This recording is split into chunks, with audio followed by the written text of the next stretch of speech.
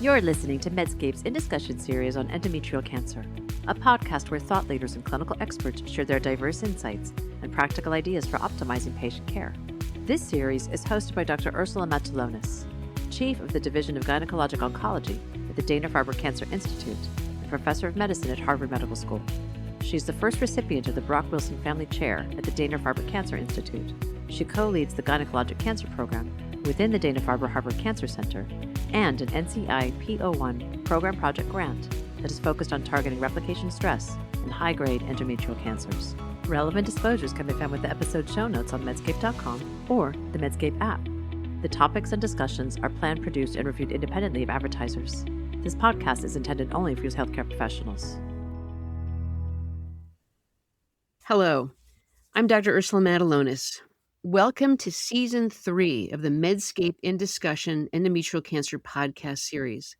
Today, we'll discuss the topics of antibody-drug conjugates that are being tested in endometrial cancer, their vast number in clinical trial currently, and how ultimately oncologists and their patients will decide which ones to use. And we'll also get into other potential interesting therapies for endometrial cancer. First, let me introduce my very special guest, Dr. Brian Slomovitz. Dr. Slomovitz is a specialist in clinical trial development, robotic surgery, sentinel lymph node evaluation, and immunotherapy. He is director of gynecologic oncology and co-chair of the Cancer Research Committee at Mount Sinai Medical Center. He is also a professor of obstetrics and gynecology at Florida International University. Dr. Slomovitz is a member of the board of directors at the GOG Foundation and the uterine cancer lead for GOG Partners. He is also the national or global principal investigator on several GOG Partners, NCI, and Alliance Foundation clinical trials. Dr. Slomovitz, welcome to the Medscape in Discussion Endometrial Cancer podcast. Thanks for that introduction. And I'm really excited to be here and have the opportunity to discuss some of these really exciting changes that we have going on in our field. So Ursula, thanks for having me. Yeah, Brian, thank you so much. And, you are truly a leader in the field, and it's just really going to be great to get your perspective today on just the incredible array and number of phase 3 trials. And I think we should kind of focus our conversation right now just because we are sort of knee deep in phase 3 trials of antibody-drug conjugates or ADCs in several clinical settings of endometrial cancer, such as the adjuvant setting, but then also the newly diagnosed recurrent advanced setting with no prior IO, as well as after patients have received and unfortunately grown through a prior checkpoint inhibitor. So I really imagine that you have all these studies, listed on some electronic equivalent of a whiteboard. The list continues to grow, and how much responsibility that is to maintain these trials and make sure they're going in the right direction. So can you tell us about some of the antibody-drug conjugates and trials that you're most interested in and why? And it's a loaded question because we're doing so much work now in the antibody-drug conjugates, from typically, as we do in most ways when we investigate new class of diseases, in the second line therapy or more. And then some of the exciting areas is, moving it earlier on. And we could dive deeper into what we have going on. But I think the two areas that I'm really excited about are, number one, in the adjuvant setting, especially with different toxicity profiles, different efficacy, possibly a better efficacy. The best time to treat cancer is when they're diagnosed. I think if we could figure out a way to give an agent like an ADC, more of a targeted therapy to help prevent it from coming back initially, I think that's game changer. Obviously with an acceptable toxicity profile. And in that setting, there's so many questions, including how long would we continue with therapy and best managing side effects and things like that. The right patient population. That's one area that I'm excited about. The other area that I'm excited about is the potential to replace chemotherapy, not just to give it as an additional agent, but to actually replace chemotherapy with some of the antibody-drug conjugates. Those are two areas that we're focusing on in some of our trials. Yeah. And I think that the ADCs, though they're in that classification of an ADC, and I think, most of the ones that are in study right now are topoisomerase payloads right now, but they each have their own unique targets, but some of them will have the same target, but they also have unique toxicities. And that's something that I would also, as you're talking about these different antibody-drug conjugates, how do those toxicities differentiate each other, and how should clinicians and patients be able to differentiate and decide which antibody drug conjugate to turn to and use in these different clinical settings. Obviously, ultimately, in the upfront setting, newly diagnosed setting, but certainly patients will come to us post relapse after carboplatin paclitaxel plus or minus IO. And we're going to need to make a decision about which targets to use and which ADCs Yeah. to use. Yeah, you're right. You're spot on. And it's gonna be based on, the decisions are going to be based on conversations like this. I mean, as you know, PARP inhibitors, we don't compare them head to head, except for, cross-trial comparisons. IO agents, we have these type of conversations to figure out which IO agent may be better or worse than the others, which checkpoints. But same thing in the ADCs. Obviously, we're looking at the components, the target. We have B7H4 ADCs, we have HER2, the TROP2, the alpha folate receptor, and the payload. Right now, most of them are topo-1s, as you alluded to. There's really no data on use of topo-1 after topo-1 in our disease sites that we're investigating. So I hate to say it's, quote unquote, one and done, but until we have that data, it is in fact one and done, because we don't want to retreat someone with a drug that has toxicity without proven efficacy. So it's really the targets, the payload, and when to give it. Are we giving it with immunotherapy? Or are we giving it by ourselves? A lot of these things will be going to be based on the discussions that we have. But the head-to-head aspect, we're not going to do. For better or for worse, we're going to have to figure it out on our own, how it does compare to standard control arms.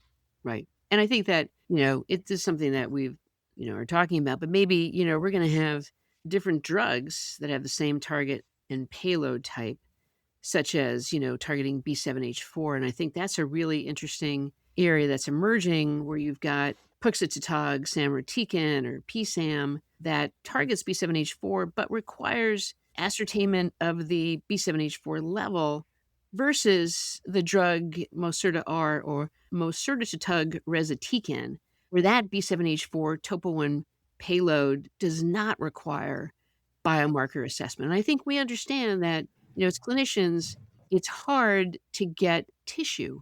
And sometimes that tissue is scarce, sometimes it gets lost. And obviously, we don't want to have to rebiopsy patients to get tissue. So maybe you could comment on that, that sort of, okay, you've got different drugs. One requires a biomarker, one doesn't require a biomarker. Yeah, no, these are great points. So let's start off simply. We have one FDA approval right now. We have an FDA approval with trastuzumab deruxtecan based on a pan-tumor destiny trial, which is a very, very active agent. The response rates in recurrent solid tumors were unprecedented, specifically in endometrial cancer. And the FDA approval is based on a 3+ overexpression of HER2 in those cells. We have an NCCN listing on 2+, but it's the 3+. So when we talk about agents like that are biomarker specific type agents, you're right. It's about getting the biomarker. When is the right time to test? Is it the right time to test prior to at the hysterectomy specimen? Can it be some archival tissue? Do you in fact need to do a fresh biopsy when they recur? We're talking about how are you going to choose the winner. That's going to be one factor. How intensive testing are we going to need to do on the tissue in order to get the drug for our patients? Then obviously the rest of the ADCs we're doing under investigation. I do have the PuxSam trial open at my institution. That's the B7H4 ADC. The inclusion requires B7H4 expression. Reportedly, it should be about 70 to 75%. It's not going to be all the patients. So that's an interesting biomarker that we're going to have to look at. To your point, a lot of investigators don't even know what B7H4 is. We definitely don't get it back on our next-gen sequencing test to see, and if that's going to matter.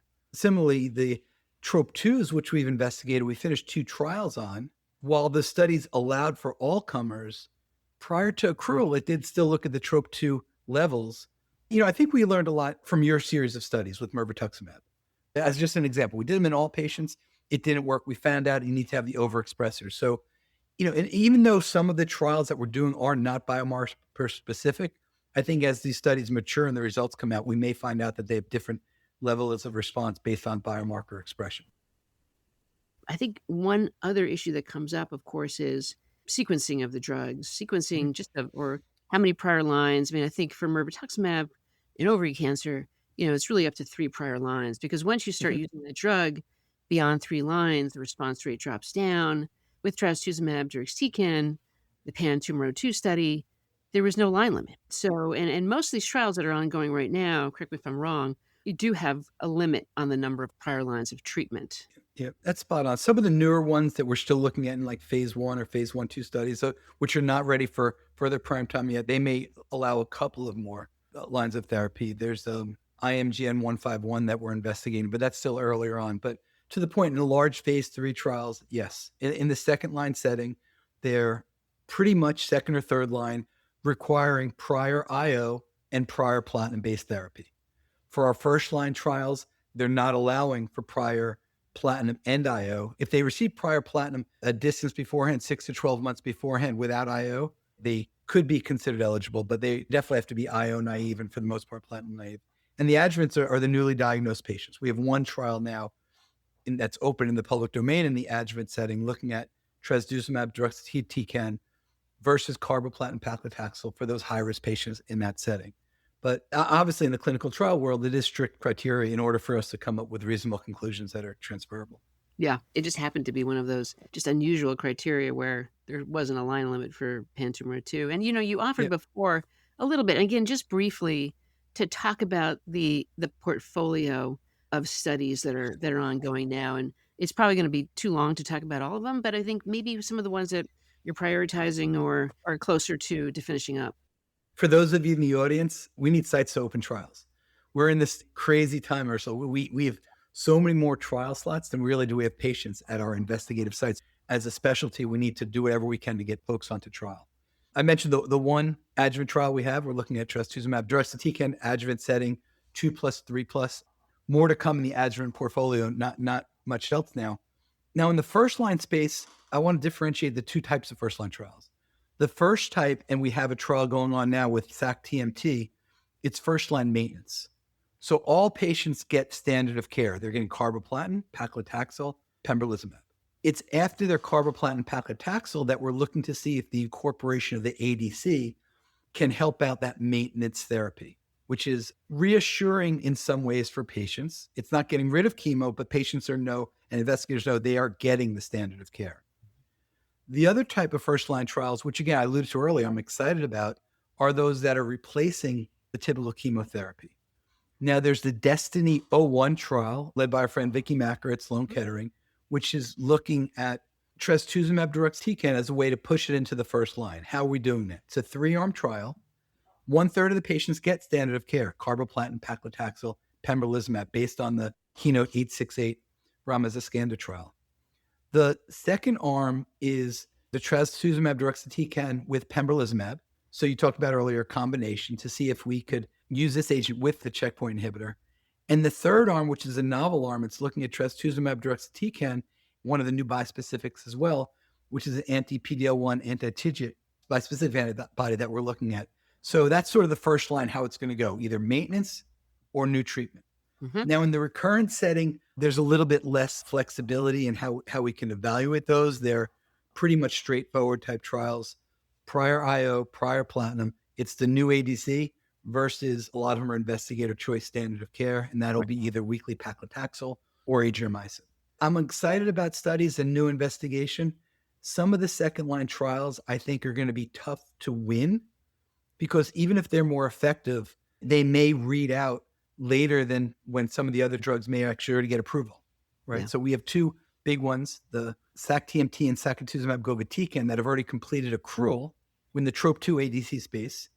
And we're going to have to compare that result to the B7H4 outcomes and the alpha folate receptor. So it's a good problem to have a lot of these studies. Yeah, no, it is a good problem to have. And again, it gets back to my earlier question about that decision making. And I think you answered it spot on around just like you talk about a PARP inhibitor, you talk about chemotherapy in the relapse setting. It's all about risks and benefits. So I appreciate that. What antibody drug combinations are you most excited about, and where do you envision ADC combinations being used in endometrial cancer? I'm excited about some of the data that we've seen on RENA-S. That's the Genmab asset and alpha folate receptor. We saw some early data about a 50% response rates. Some of the Puxisam data that we saw our friend Stephanie Gayer presented last year at the SGO, really exciting response rates of 30, 40, 50% that we're seeing depending on the populations that we're looking at. As far as the combinations go, it's interesting. Right now, we're required, like the trial, the Destiny-01, to look at it with pembrolizumab. I'm not so sure, and this is a topic for a whole other discussion, if pembrolizumab IO in the first line PMMR population is necessary. But Mhm, but right now, in order to get regulatory approval, we have to do that. But mhm. we'll see how that plays out over time. Another interesting thing that we may be looking at is maybe if the ADC can't replace all of the chemotherapy, maybe it can replace the taxane, which has its own class of toxicities, which patients love to avoid, the hair loss and the neuropathy, and Mhm. maybe giving an ADC with carboplatin that align. As we saw in some preliminary data, in cervix with the TV, that might be an opportunity. So I don't want to limit it and say, oh, I'm most excited about this, because I think as we get more and more data, there's going to be some breakthroughs that we see that we're going to have to build upon and go from there. Yeah, I think those are all great points, and certainly, sometimes combinations. Certainly, if you're adding an antibody to the ADC, I think unless there are overlapping toxicities, that's should be pretty straightforward. But then, you mentioned adding carboplatin, or we're in the midst of a trial. One of my colleagues is running a olaparib plus TDXD, and it's been tricky to dose another bone marrow suppressive agent with a bone marrow suppressive agent. So that may take some work. Another question I have for you is what your thoughts are about ADC's varying level of anti-cancer response based upon, certainly different histologies and grade, but also potentially on the molecular subclassification of endometrial cancers. Yeah, this is a great point. So it's interesting about the histologies. We have a TROP2 ADCs that some of the studies allow for all histologies. Mhm. And another one of the studies says, no, you can't put the carcinosarcomas in there because our Right. preliminary data there isn't good. What is my feeling on that? It's probably worthy of investigating further, but like the one study's doing, we should limit it and maybe cap the patients at 10%. So something to limit that. But I think as we go on, we'll learn more and more that it's not good for all histologies, but we'll figure out those that it works better and maybe to further exploit those populations. Yeah. As far as ADCs in breaking down by the different molecular subclassifications, I'll tell you in the first line, it's simple. We are excluding DMMR patients. Got Why is that? It's not that ADCs won't be effective there, but as you know, we have hazard ratios of zero point 0.3 with IO in the first line. We're not going to be able to get better than that. And it reserves them for later line of therapy. But I think of the four molecular subclassifications, the one that we're going to have the most interest in is maybe the NSMPs, whether they're ER positive or not. That's Mhm. going to be sort of a way to further break it down. We're going to have to see how these agents play out in those groups, and also in the P53 mutated groups, if we Yeah. could overcome some of the resistance there. Right. I just want to shift gears just a little bit. And certainly, you've done a lot of work on different classes of drugs besides ADCs, such as PI3 kinase pathway inhibitors, CDK4/6 inhibitors. Congrats on the recent JCO article. And I think that everyone is really preoccupied with antibody drug conjugates, and certainly a very fascinating field. I just want to get your thoughts about the other potential therapeutic pathways to treat endometrial cancer, such as hormonal therapies, DNA damage and repair, PI3 kinase pathway, and what your thoughts are on those different pathways. Thanks for the question. Let me start off first on the P53 mutated. Forget about the hormonal therapies for a Yeah. second.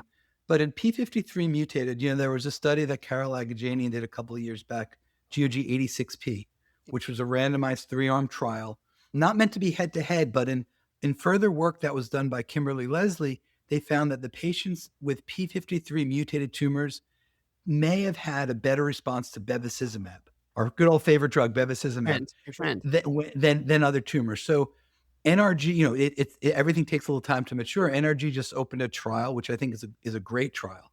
It's a 3-arm, first-line randomized trial, carboplatin, paclitaxel, pembrolizumab, 868, carboplatin, paclitaxel, bevacizumab. With this combination, they did an 86P, and then a combination of carboplatin, paclitaxel, pembrolizumab, and bev, which pembro and bev could probably go well together without too much toxicity. So I think that's one area that's interesting, in this P53 mutated that you sort of alluded to. Also in that group, in the P53 mutated, I was excited about the WEE1 inhibitors. We've done some studies that we still need to do some work there. There's an exciting asset from Acrivon, a CHEK1/2 inhibitor that we're not sure if it requires a certain oncosignature or not, but they just reported out on a 52% response rate in uterine serous cancers. It's going to be at ESGO. My colleague is presenting those results, so looking forward to that. That's right. Well, I'm not sure if you'll be there, but I look forward. I'll be in the audience for that presentation, so it'll Yeah. be. I think you're the last author. You're the last author on the abstract. Yes, I Congratulations. 52% response rates in uterine serous is something worth reporting. Yeah, I concur. So, and then now so the biomarker positive, probably the ER overexpressing endometrial cancers, the P53 wild types. We initially did a lot of work with mTOR, everolimus, and letrozole, and we got an NCCN listing for the activity there. A lot of people are using the regimen, and I think it's a good toxicity profile with some activity. Our friend Mansour Mirza led the paleo trial with the ribociclib and letrozole, a 5-month improvement in PFS over hormone therapy alone. Stephanie Garrett's leading a nice trial right now with alpelisib with the PIK3CA mutations, which is accruing nicely through the GOG. Lauren Dockery at the University of Oklahoma last year presented data from a NAB sirolimus, a new delivery system for the mTOR inhibitor pathway. And there's really, really remarkable data. So I think these are areas that we need to further exploit. I think an overall goal of mine is to get rid of chemotherapy for a lot of these patients. Yeah. Maybe it's an ADC combination. Maybe it's one of these hormonal biomarker related combinations. But I think we're making great strides, and we have great potential for the future. Let's not forget selinexor. In the P53 wild type group, the maintenance therapy with selinexor was quite remarkable without an IO. Yeah, I'd also put in there, and you did a great job listing key trials, but my colleague Panos has run and continues to run several trials testing the CDK4/6 inhibitor, abemaciclib, with letrozole, with metformin, and now another PI3 kinase inhibitor. And I agree, Panos and Mansour have been, really instrumental in getting both of those drugs on the NCCN guidelines for patients, besides traditional hormonal therapy of, TAM, Megace, et cetera. Yeah, Panos is really a leader in that field with his work at BEMA, and really, the work that's coming out from him and your institution, you and your colleagues, is phenomenal. One thought I have, just, you mentioned metformin. I think metformin is a good drug. We just published a review paper in CCR about the potential use of the GLPs. Yeah. And I think there's more of that to come, as this whole anti-inflammatory effect of these drugs are remarkable. Yeah, no, that's really why I look forward to looking at that paper. So thank you. Do you want to add any and give our audience last thoughts about where the field of endometrial cancer therapeutics is headed? Yeah. When given this question, I remind people the number one cause of deaths due to gynecologic cancers is no longer ovarian cancer, it's endometrial cancer. Mm-hmm. So even with all these exciting data, we know we need to do better. ADCs are going to be implemented in their care, but they're going to be one and done until proven otherwise. So I'm excited about these trials. We need to accrue to these trials. We need to come up with better treatment options, other treatment options. And then once we have hopefully the list of these agents work, coming up with the right sequence to give them. And a lot of that's not just going to be efficacy. It's going to be toxicity and PROs and things like that. So if our listeners are healthcare providers, if you know a lot about the disease, help us come up with these answers.